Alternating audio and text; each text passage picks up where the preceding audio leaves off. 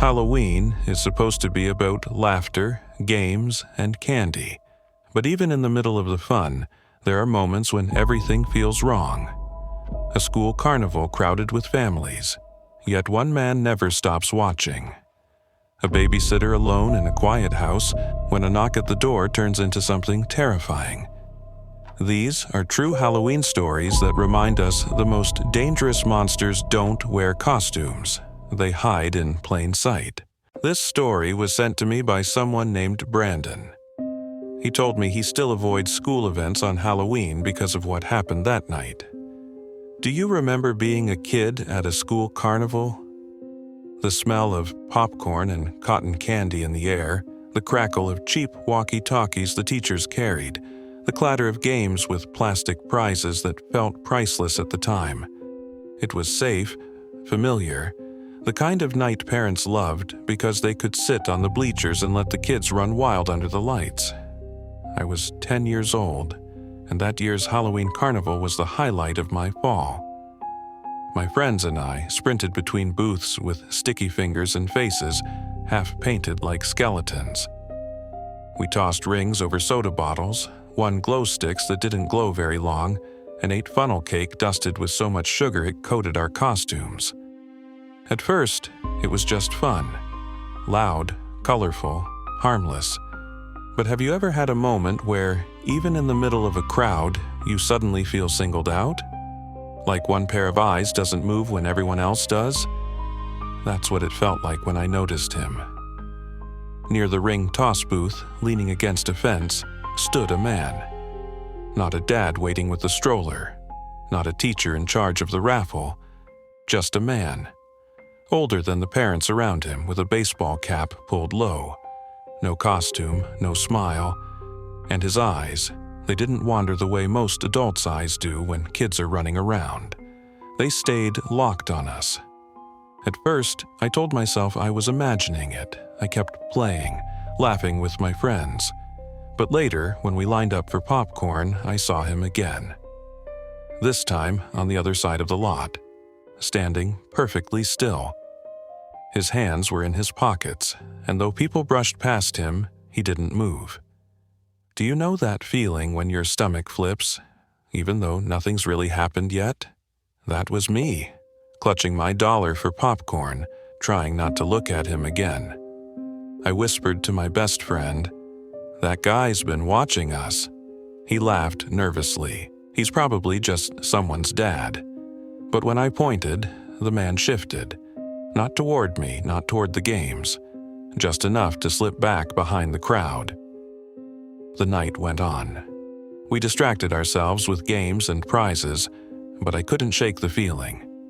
Every so often, I'd glance up, and there he'd be, near the dunk tank, beside the cakewalk, always on the edge of things. Never smiling, never talking, just watching. When the carnival wound down, the crowd thinned.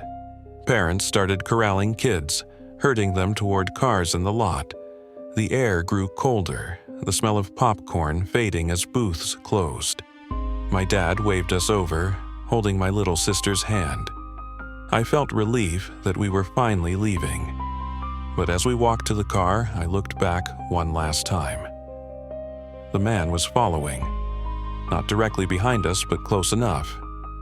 A few paces back, moving when we moved. His face was still in shadow, but I could see the brim of his cap, the shape of his shoulders. My throat went dry. I tugged at my dad's sleeve. That man's following us. Dad glanced back, his expression hardening instantly. The man stopped. Just stood there in the middle of the lot, his hands in his pockets. The glow of a street lamp cut across his face, but the shadow from his cap kept his eyes hidden. Dad stared him down for a long second. The man tilted his head, then turned and walked away, vanishing into the darker part of the lot. We got into the car in silence. Dad locked the doors before starting the engine. My sister asked what was wrong, but neither of us answered. The whole ride home, my dad kept glancing in the rearview mirror. They never caught him. The school never mentioned it. For years, I wondered if he was some parent nobody recognized, or just someone who wandered in off the street. But here's what stays with me. That man didn't play games. He didn't talk to anyone. He didn't smile. He came to a school carnival surrounded by kids in costumes, and the only thing he did all night was watch. Eventually, years passed, and I realized I wasn't scanning the crowds anymore. For the first time, I felt relief. But then, one fall evening, I caught a man at the edge of a playground, standing still watching, and it all came flooding back. So now I check every time. I'll never stop again. This story was sent to me by someone named Lauren. She told me she quit babysitting the week after this happened and never went back. Do you remember what it felt like to babysit as a teenager? The mix of excitement and nerves? You had the whole house to yourself. You could eat their snacks, watch their cable channels, but deep down, there was always that fear. Every sound outside felt louder. Every shadow seemed darker when you weren't in your own home. I was 16 when this happened, asked to watch two kids on Halloween night while their parents went to a party across town. It sounded easy. Hand out some candy, keep the kids busy, get paid. Honestly, I was looking forward to it. The night started just like I expected. We watched a movie, the kids ate candy, and I passed out chocolate to trick-or-treaters who came by. By 9:30, the neighborhood had quieted. Porch lights clicked off one by one. The kids changed into pajamas, and I tucked them into bed upstairs. For a while, the house was still. I curled up on the couch with my phone, the TV humming softly in the background. Then I heard feet on the stairs. It was the older kid, 8 years old, pale and wide-eyed. "There's a man outside," he whispered. My stomach dropped. "What do you mean?" He swallowed hard. "At the window." He waved at us. I felt my chest tighten, but I forced a smile. Probably just a neighbor heading home.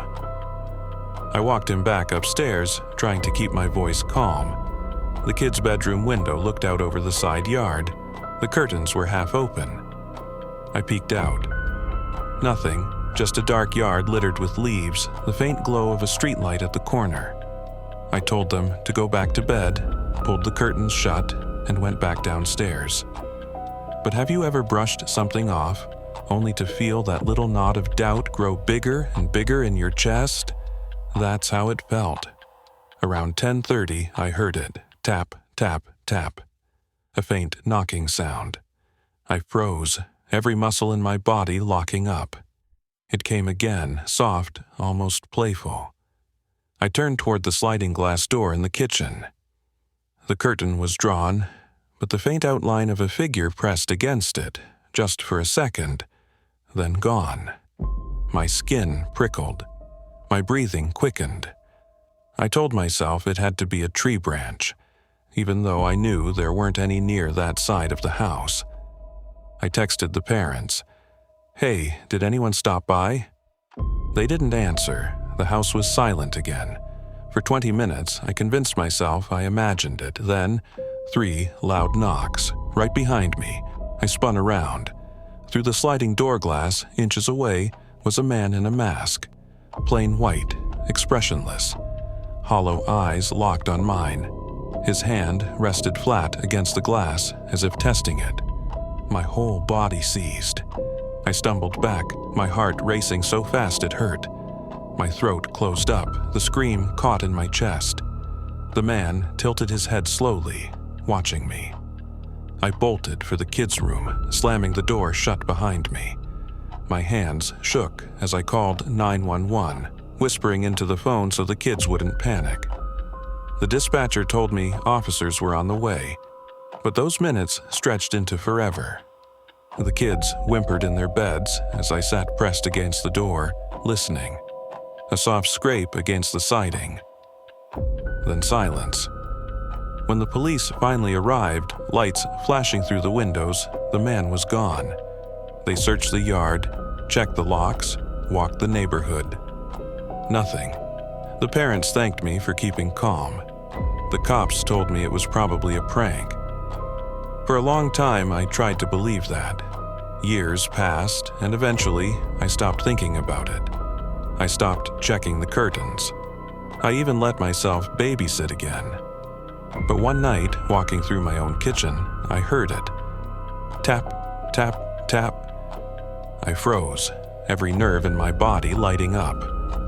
When I turned toward the window, there was no one there.